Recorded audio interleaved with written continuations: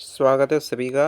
और आज हमारा टॉपिक है भारत का संवैधानिक इतिहास के संबंधित महत्वपूर्ण सवाल जवाब। चलिए पॉलिटिकल साइंस के सवालों को करते हैं शुरू। पहला सवाल, रेगुलेटिंग एक्ट कब पारित किया गया? जो रेगुलेटिंग दोस्तों एक्ट है वो कब पारित किया गया था? सही जवाब रहेगा 1773 ईस्वी में ये पारित किया गया था। अगला सवाल, भारत के गवर्नर जनरल को किस एक्ट के द्वारा अपनी समिति के निर्णय को अस्वीकार करने का अधिकार मिला? ध्यान रख लेना क्या सवाल पूछा है, भारत के गवर्नर जनरल का सवाल पूछा है, जिसको किस एक्ट है, किस धारा के तहत वो अपनी समिति के निर्णय को दोस्तों अस्वीकार कर सकता है? तो सही जवाब होगा 1786 का जो अमेंडमेंट एक्ट है उसके तहत अपनी समिति के निर्णय को अस्वीकार कर सकता है गवर्नर जनरल।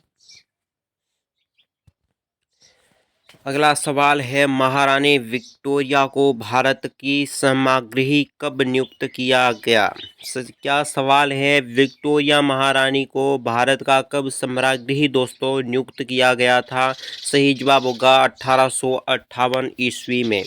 अगला सवाल देख लेते हैं, मार्लो मिंटो सुधार का क्या उद्देश्य था? मार्लो मिंटो दोस्तों जो सुधार अधिनियम है उसका उद्देश्य पूछा है। सही जवाब होगा पृथक निर्वाचन प्रणाली, यानी सही सुधार जो निर्वाचन करवाना सही तरीके से, यह है पृथक निर्वाचन प्रणाली। अगला सवाल है, मार्लो मिंटो सुधार बिल किस वर्ष पारित हुआ था? क्या सवाल पूछा है, मार्लो मिंटो सुधार जो बिल था वो दोस्तों किस वर्ष पारित हुआ है? सही जवाब होगा 1909 ईस्वी में पारित हुआ था। अगला सवाल देखो, मुसलमानों के लिए अतिरिक्त निर्वाचन मंडल प्रारंभ में किसके द्वारा लाया गया था? यानी कि दोस्तों क्या पूछा है, मुसलमानों के लिए, किसके लिए? मुसलमानों के लिए क्या निर्वाचन मंडल दोस्तों जो प्रारंभ किसके द्वारा प्रारंभ किया गया था, किस नियम के द्वारा किया गया था? सही जवाब रहेगा मार्लो मिंटो सुधार अधिनियम 1909।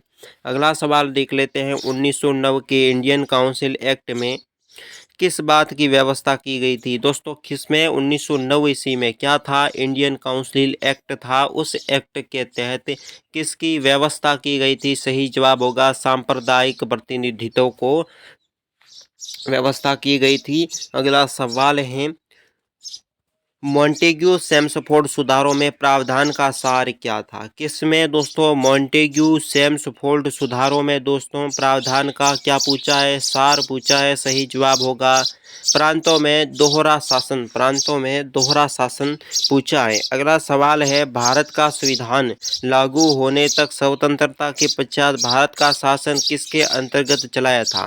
भारत का दोस्तों संविधान है वो लागू होने तक स्वतंत्रता के पश्चात किसके अंतर्गत शासन चलाया था? सही जवाब होगा 1935 में भारत सरकार अधिनियम, भारत सरकार अधिनियम 1935 के तहत। अगला सवाल देख लेते हैं, भारत की आज़ादी के समय इंग्लैंड में किस पार्टी की सरकार थी? भारत की आज़ादी के समय की बात की जा रही है, इंग्लैंड में किस पार्टी की सरकार थी? दोस्तों लेबर पार्टी जिसकी सरकार थी इंग्लैंड के अंदर। अगला सवाल देख लेते हैं, केंद्र में द्वैत शासन प्रणाली को किस अधिनियम के अंतर्गत स्थापित किया गया था?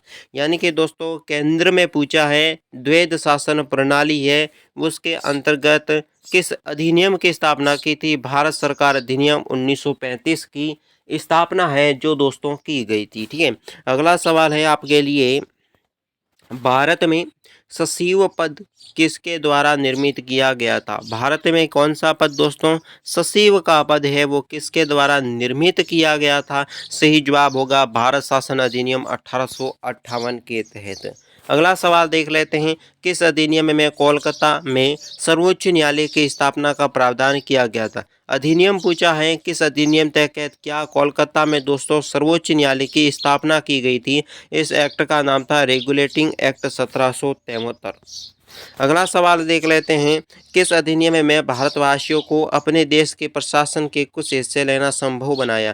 कौन से अधिनियम है दोस्तों, उसके तहत भारतवासियों को अपने देश के प्रशासनिक हिस्से को लेना संभव हुआ था? चार्टर एक्ट 1833 में दोस्तों ये नियम लागू हुआ था। अगला सवाल देख लेते हैं, किस अधिनियम के अंतर्गत भारतीय विधान परिषद को बजट पर बहस करने की शक्ति प्राप्त हुई? विधान परिषद को बजट पर बहस करने की शक्ति प्राप्त हुई है, वो किस अधिनियम के तहत हुई थी? भारतीय परिषद अधिनियम 1892 ईस्वी को। अगला सवाल है, भारतीय का संघीय न्यायालय किस वर्ष स्थापित किया गया था? क्या किया गया था? भारत का संघीय न्यायालय है दोस्तों, वो किस वर्ष स्थापित किया गया था? 1773 ईस्वी को भारत का संघीय न्यायालय स्थापित किया गया। अगला सवाल है, केंद्र में कौन सा एक्ट द्विसदनीय विधायिका लाया था? केंद्र में दोस्तों कौन सा एक्ट था, वो द्विसदनीय विधायिका को लाया था? इस एक्ट का नाम था एक्ट 1819। अगला सवाल है, 1935 का गवर्नमेंट ऑफ इंडिया एक्ट क्यों महत्वपूर्ण है? 1935 का कौन सा act government of India act है दोस्तों? ये एक्ट प्रसिद्ध क्यों है? सही जवाब होगा, भारतीय संविधान का प्रमुख स्रोत होने के कारण ये एक्ट दोस्तों प्रसिद्ध है। ठीक है, अगला सवाल है आपके लिए, भारत का वर्तमान संवैधानिक ढांचा बहुत कुछ किस पर आधारित है? भारत का वर्तमान संवैधानिक ढांचा है दोस्तों, वो किस पर आधारित है, ये सवाल पूछा है। सही जवाब होगा 1935 का जो अधिनियम है उस पर आधारित है भारत का संवैधानिक ढांचा। तो दोस्तों आज के वीडियो में बस इतना ही। चैनल को करें सब्सक्राइब, वीडियो को लाइक करें, दोस्तों के साथ शेयर कर दें। हमारे चैनल को अधिक से अधिक सपोर्ट करने की कोशिश करें, सब्सक्राइब बढ़ाने की कोशिश करें ताकि हमारा चैनल भी ग्रोथ हो सके और हम लाइव लेसन में मिल सकें। धन्यवाद। कैसा लगा कमेंट बॉक्स में ज़रूर बताएं वीडियो।